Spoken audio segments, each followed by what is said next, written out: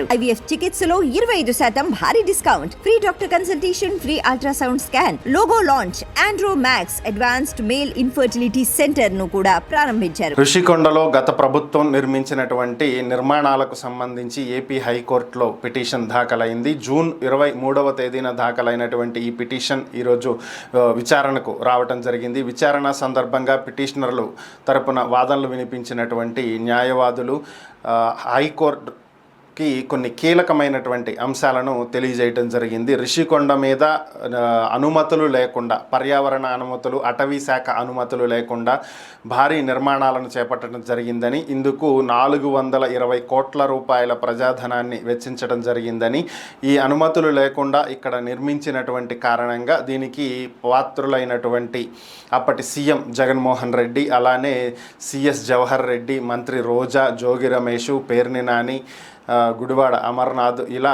పలువురు మంత్రుల పేర్లు కూడా దీంట్లో పొందుపరచడం జరిగింది. వీరందరి మీద కూడా చర్యలు తీసుకోవాల్సి ఉంది అని చెప్పి వారు విజ్ఞప్తి చేయటం జరిగింది. అలాగే ఈ పిటిషన్ వేసినటువంటి వ్యక్తి ఎవరు అనేది చూసినట్లయితే రైట్ టు ఇన్ఫర్మేషన్ యాక్ట్ ఉంది కదా, సమాచార హక్కు చట్టానికి సంబంధించినటువంటి జాతీయ అధ్యక్షుడు గంగాధర్ ఈ పిటిషన్ని దాఖలు చేయటం జరిగింది. సమాచార హక్కు చట్టం ద్వారా దీనికి సంబంధించినటువంటి వివరాలు తెప్పించడం జరిగిందని, ప్రజాధనాన్ని దుర్వినియోగం చేశారని, వీరి మీద చర్యలు తీసుకోవాలని చెప్పి ఆయన కోర్టుని ఆశ్రయించడం జరిగింది. దీన్ని విచారించినటువంటి న్యాయస్థానం ఈ కేసుని ఈ నెల 21వ తేదీకి వాయిదా వేయటం జరిగింది.